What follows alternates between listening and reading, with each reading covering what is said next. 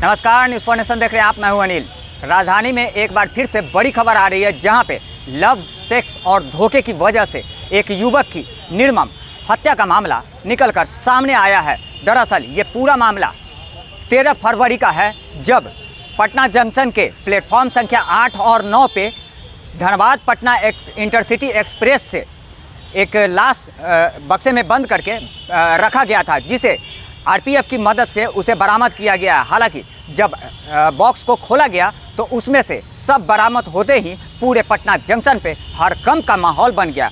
अब इसी मामले की तहकीकात करते हुए रेल पुलिस इस अज्ञात शव और इस ब्लाइंड केस को आगे बढ़ाते हुए जांच का दायरा अपना आगे बढ़ाती है। और बता दें कि इस मामले में संलिप्त 3 आरोपियों को एक महिला सहित गिरफ्तार किया गया है। बताया जा रहा है कि कहीं ना कहीं ये पूरा षड्यंत्र जो था एक युवती, शादीशुदा युवती निशा कुमारी के पति विक्की और उसके एक दोस्त बिट्टू ने अंजाम दिया है, जिसे कि अगर बात करें तो नाटकीय ढंग से क्राइम पेट्रोल देखकर ये पूरा हत्या का षड्यंत्र है वो रचा गया है। आइए सीधे सुनवाते हैं क्या कुछ कह रहे हैं इस पूरे मामले पर रेल एसपी।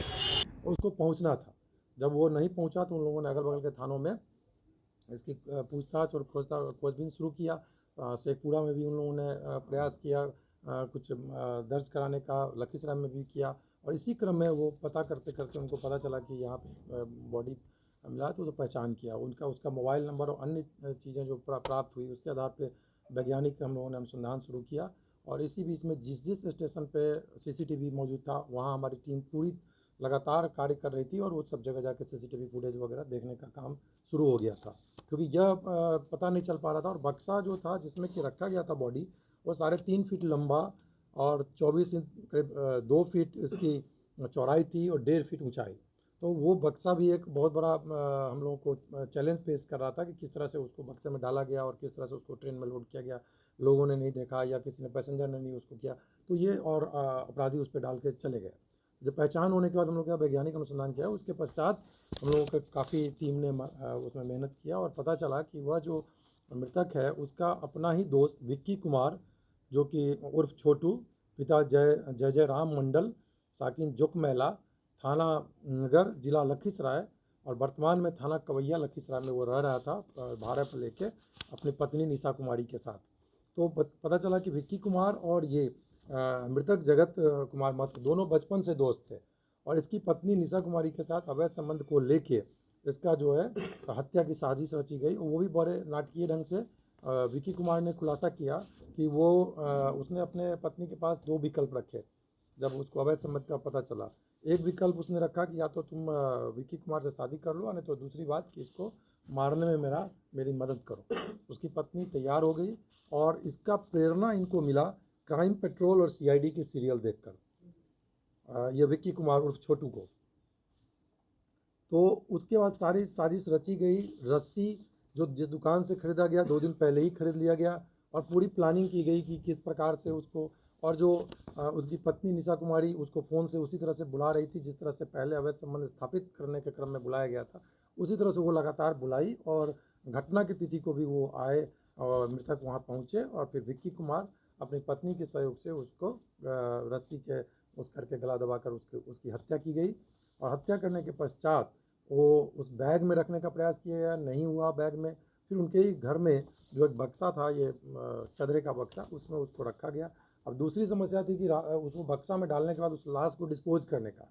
फिर ये चूँकि उस बक्सा को अकेले अपनी पत्नी की मदद से ढो नहीं सकते थे, तो इन्होंने अपने एक मित्र बिट्टू कुमार को बुलाया और बिट्टू कुमार की मदद से विक्की कुमार अपने स्वयं उसको सर पे रख के, और करीब 1 किलोमीटर इनका जो किराए का मकान था वो रेलवे स्टेशन लखीसराय से 1 किलोमीटर की दूरी से। उससे पहले ही बता दें कि वो रेकी करने गए थे, लखीसराय स्टेशन पर रेकी करने गए थे कि सीसीटीवी कहाँ कहाँ लगा हुआ है। उन्होंने देखा कि सीसीटीवी यहाँ पे नहीं के बराबर है। एक दवाई के दुकान में जो सीसीटीवी लगा हुआ था वो उसको देख नहीं पाए, और इस सारी घटना उनका बक्सा लेके चलने की, वो सीसीटीवी जो दवाई का दुकान लखीसराय स्टेशन का उसमें कैद हो गई।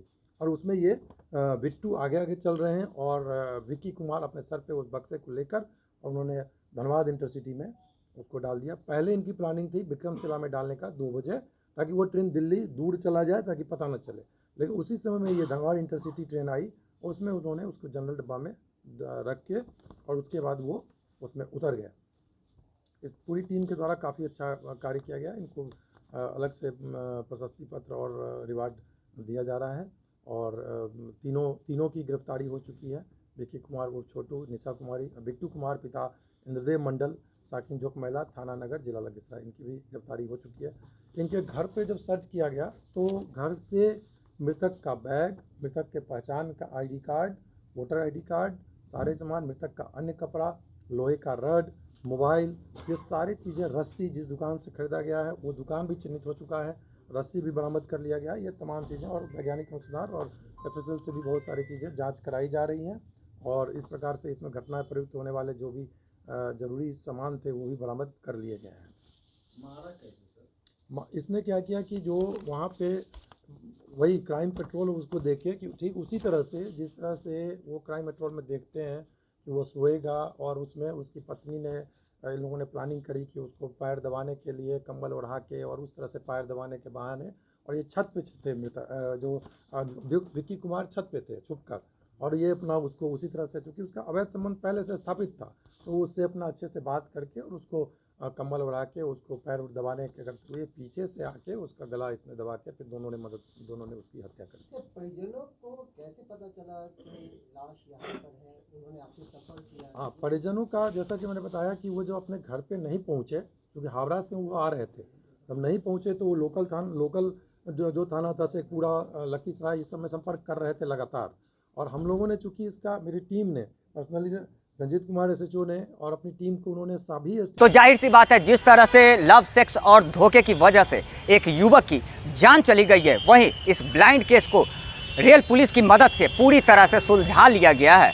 वहीं इसमें संलिप्त तीनों आरोपियों को पुलिस ने गिरफ्तार कर अब आगे की कार्रवाई में जुट गई है। लगातार हमारी छोटी बड़ी खबरों से अपडेट रहने के लिए देखते रहें न्यूज़4 नेशन।